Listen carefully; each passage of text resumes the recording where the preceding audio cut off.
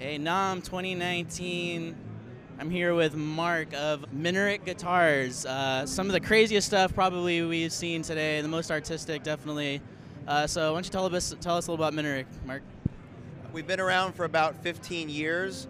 I started the company based on a suggestion of an owner of another guitar company that felt I had a gift and a vision for design work, really over the top, kind of thinking outside of the box. So I took that suggestion, started the company, and it's been upward and powerful since that time. And this booth here at the 2019 NAMM show, and thank you for stopping by the booth, by the way, gives us a chance to show what we can do, really flex our creative ability. So the booth is full of things you're not going to see anywhere else, where it comes to unusual wood carves and fanciful designs and shapes that maybe not what you're going to expect from a guitar.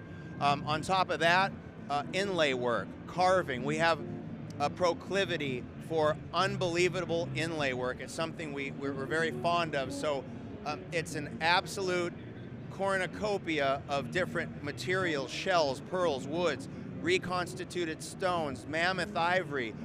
It's everywhere in this booth. You just have to stop and look at one of the fretboards or headstocks, or maybe one of the bodies, and see the mix of materials that we use to make a composition come alive and jump off of the guitar.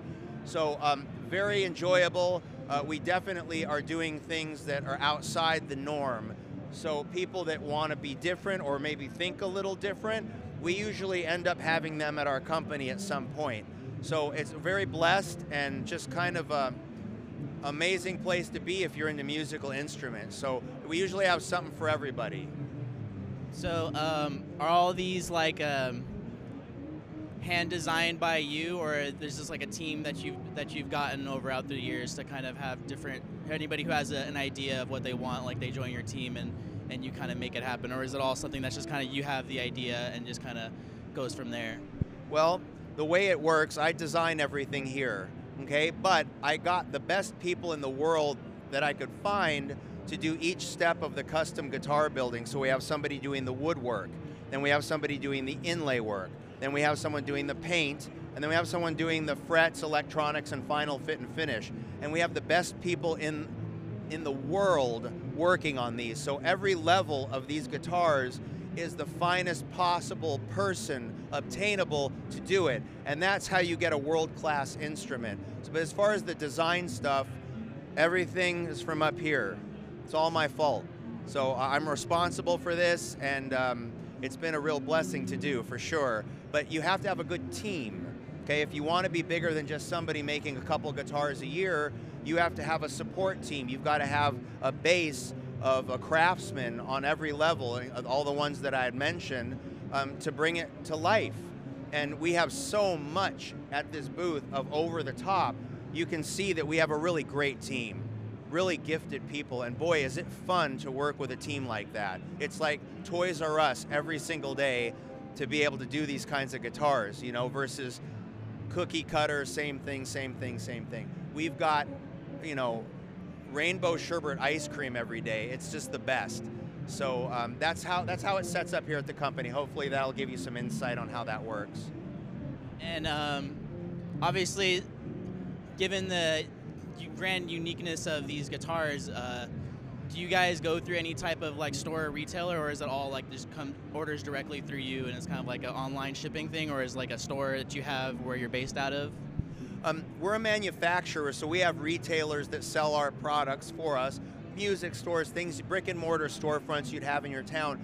But with the advent of the internet and things, and the Amazons and things like that, we're finding a lot more happening with people just asking us to drop ship directly to a customer. So we have people that are authorized to sell for us in certain areas, but they'll contact us and say, hey, we got a person, they want this guitar, and here's their address. And we'll actually just ship directly to them, but the person that made this point of sale, our distributor, our retailer, still gets their profit and their, you know, the whole reason they're working with us. So as the technology and things evolve, you have to kind of shift with the times, and that seems to be the new paradigm versus a brick and mortar storefront. That seems to be how it's working now.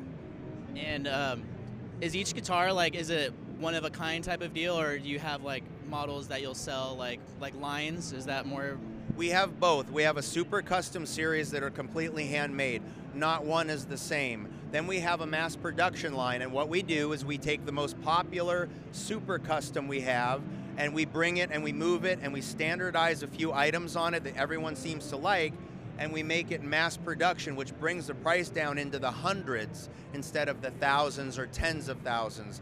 So we base it on popularity. The ones that we have in a mass production line, you can rest assured those were the most popular ones that we had in our selection. So that's worked really well for us, and we continue to move forward on that platform.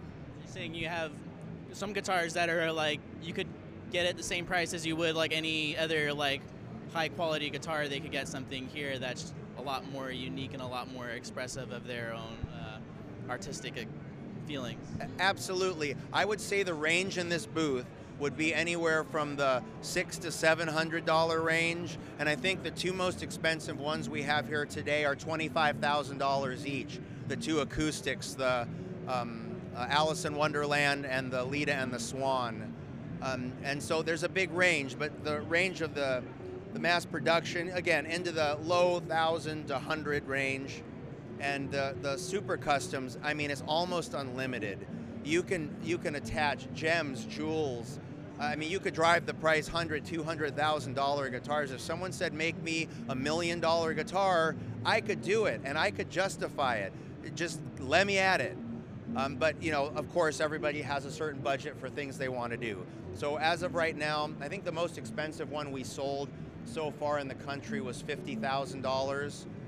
Again, that was a handmade acoustic, and we have two here today that are $25,000 each. So that's a lot of money. That's like driving around your car, only you play it at coffee shops. So it just depends. I don't pretend to know everybody's budget, but we try to have a place for everybody inside the company so they can be part of what we do.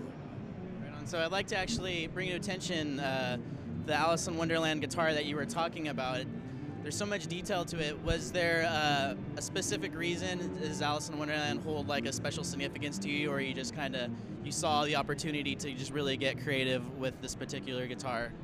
Well, yes to a lot of that. There's some certain stories and things in our cultural zeitgeist that really have a visceral reaction when people see them. For whatever reason, the Alice in Wonderland story really resonates with a lot of people. You've heard terms like down the rabbit hole, and they're used to describe so many things. So this is very over the top. I mean, it's a hand-painted oil painting, inlay over the sound hole, up the neck, and the headstock. This is just unbelievably over the top. This guitar has such a powerful effect on people when they come to this show. You could just stand here for a few minutes and watch when someone walks up. Listen to what they say when they see this. It's not because it's a beautiful guitar. It is, but it's something about this story resonates with people in a way I can't really describe to you, but it obviously resonates with that for me, because this was not something we built for a customer. I did it because I wanted to, and I'm sure there's other stories and other myths and things in our culture that resonate with people. So I will lead towards and lean towards those things when I'm creating an inlay just for the company. So I aim for things that have a visceral impact, cultural things in our society currently that will tie in, you know, or maybe connect with somebody. Now, of course, people can make their own ideas and come to me with their own vision, and I will, of course, help them turn it into an inlay, execute it onto the guitar, and get them their custom item. I mean, we do that a lot. But just as far as me on my own, I'm big on angels, pixies, fairies, angels, some of the Middle East Hindu, pantheon of religious figures. For some reason, that just really goes great with the guitars. And then a lot of fables and myths. Those seem to be themes that everybody really gravitates towards. So I stay with that unless I get a customer who says, I want this, or I want that, and it's specific. So it's working, so I'm going to stick with that platform. Right, and well, thank you, Mark, for giving us some of your time and showing us some of your beautiful pieces of art, and we'll let you go out and have it with that. Conrad, thank you so much. I appreciate your time. Minarik Guitars, NAMM 2019.